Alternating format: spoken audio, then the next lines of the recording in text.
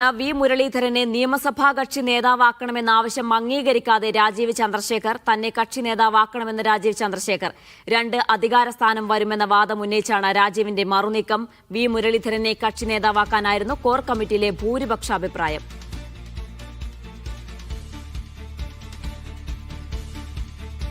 വിജിൻ വായാന്തോട് ചെയ്യുന്നുണ്ട് വിശദാംശങ്ങൾ നൽകാനായി. വിജിൻ, എങ്ങനെയാണ് ഇതൊരു പ്രശ്നമാകുന്നത്? എങ്ങനെ പരിഹരിക്കും?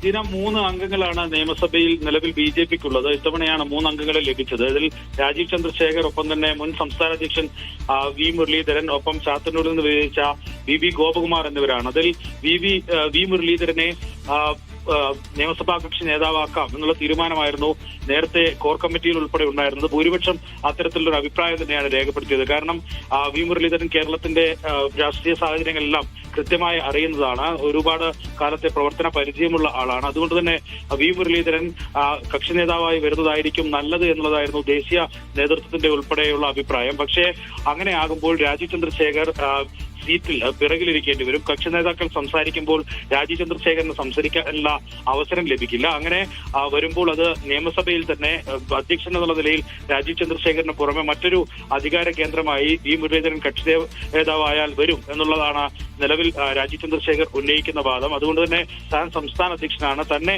കക്ഷി നേതാവാക്കണം എന്നുള്ള ആവശ്യമാണ് നിലവിൽ രാജീവ് ചന്ദ്രശേഖർ മുന്നോട്ട് വച്ചിരിക്കുന്നത്. ഈ തീരുമാനം ഇതുവരെയും ഇരുകൂട്ടരും അംഗീകരിച്ചിട്ടില്ല. പാർട്ടിക്കുള്ളിലെ ഭൂരിപക്ഷ അഭിപ്രായം അത് വി മുരളീധരൻ തന്നെ കക്ഷി നേതാവാകുന്നതാണ് നല്ലത് എന്നുള്ളതാണ്. കാരണം എന്ത് വിഷയമുണ്ടായാലും ഓടിയെത്താനും കേരളത്തിന്റെ രാഷ്ട്രീയ സാഹചര്യമൊക്കെ മനസ്സിലാക്കി സംസാരിക്കാനും ഒക്കെ വി മുരളീധരന് കഴിയും. രാജീവ് ചന്ദ്രശേഖർ നേരത്തെ പ്രിപ്പയർ ചെയ്ത് വരുന്ന രീതിയിലുള്ള പ്രസംഗങ്ങളോ ഇടപെടലോ നടത്തിയാൽ അത് ശരിയായി എഫക്ട് ചെയ്യണമെന്നില്ല എന്നുള്ളതാണ് നിലവിൽ BJPയിലെ നേതാക്കളിൽ ഒരു വിഭാഗം ഇപ്പോൾ പറയുന്നത്. അതുകൊണ്ട് തന്നെ വി മുരളീധരനെ കക്ഷി നേതാവായി അംഗീകരിക്കണം എന്നുള്ളതാണ് ആവശ്യം.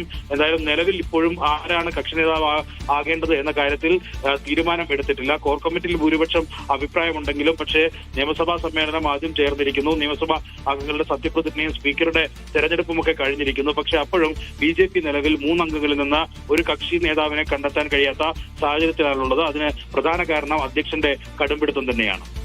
ശരി, വി മുരളീധരനെ നിയമസഭാ കക്ഷി നേതാവാക്കാൻ കഴിയില്ല, പകരം തന്നെ ആക്കണമെന്നാണ് രാജീവ് ചന്ദ്രശേഖരന്റെ ആവശ്യം. കടുംപിടുത്തം ഇപ്പോഴും തുടരുകയാണ്.